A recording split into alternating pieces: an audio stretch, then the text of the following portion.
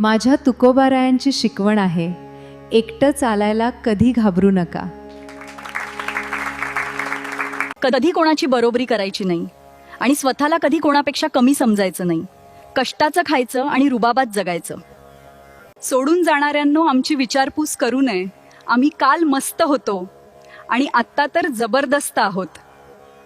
काही लोक तुम्हाला कधीच स्वीकारत नाहीत, कारण तुमच्यापेक्षाही त्यांना तुमच्या क्षमतेची अडचण होते. समुद्रातील महाकाय जहाज त्याच्या अवतीभोवती असलेल्या पाण्यामुळे बुडत नाही. जहाज बुडतं पाणी आत शिरल्यामुळे. आपली कक्षा, आपली लोकांचे स्वभाव समजायला वेळ लागतो, पण एकदा समजले की अंतर ठेवायला वेळ लागत नाही. कोणी तुम्हाला काय म्हणतं याची पर्वा करू नका, कारण तुमची परिस्थिती तुम्हालाच माहीत आहे, लोकांना नाही. माणसामध्ये बोलण्याची पद्धत बदलली की समजायचं आपली तिथं गरज संपली. दुसऱ्याला वेड्यात काढून स्वतःला खूप शहाणं समजायचं नसतं. वजीर कधी काय चालून जाईल हे राजाला पण माहीत नसतं. बोटाला जखम झाली की सही बदलते, पण मनाला जखम झाली की माणूसच बदलतो. बोटाची जखम दिसते म्हणून लोक विचारतात काय झालं, पण मनाची दिसत नाही म्हणूनच माणूस बदलतो. पण मनाची जखम दिसत नाही म्हणून लोक समजूनही घेत नाहीत.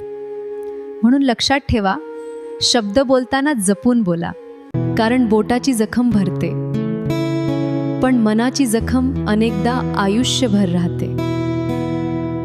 आयुष्यात आपल्याला शत्रू कमी त्रास देतात, पण जे आपले असल्याचं नाटक करतात ना, तेच जास्त तोडून जातात. तुम्ही कधी नोटीस केलंय का, जे लोक तुमच्या समोर गोड बोलतात तेच लोक तुमच्या पाठीमागे तुमचं नुकसान करत असतात. ते तुमचं सक्सेस सहन करू शकत नाहीत, पण समोर येऊन सांगायची हिंमतही नसते. एक गोष्ट कायम लक्षात ठेवा, शत्रू कधीच लपून वार करत नाही, तो समोरून येतो. पण खोटा मित्र तो तुमच्या खांद्यावर हात ठेवून तुमच्याच पाठीवर वार करतो. तुम्ही सगळ्यांना मदत करा, पण स्वतःचं नुकसान होईल इतकी नाही. विश्वास ठेवा, पण डोळे बंद करून नाही, कारण आयुष्यात एक वेळ येते जेव्हा तुम्हाला समजतं तुमचं चांगुलपणच तुमची कमजोरी बनवलं गेलंय. पण ऐका, तुम्ही बदलू नका, तुमचं मन चांगलं ठेवा. फक्त कोणाला किती जवळ ठेवायचं हे शिका. सगळ्यांना इम्पॉर्टन्स देऊ नका.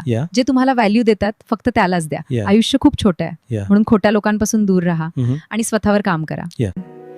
कारण लोकांचं बोलणं मनावर घ्यायला लोक पण त्या लायकीचे असायला पाहिजे.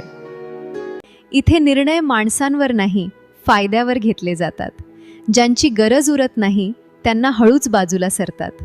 काम संपाल्यावर संबंध कसे तोडायचे हे शिकवणाऱ्या लोकांचे सुद्धा मनापासून आभार. सोनं मोडून पुन्हा सोनं घेता येतं, पण सोन्यासारखे माणसं सोडून गेली की पुन्हा मिळतील याची खात्री नसते. कारण दगडात देव दिसतो.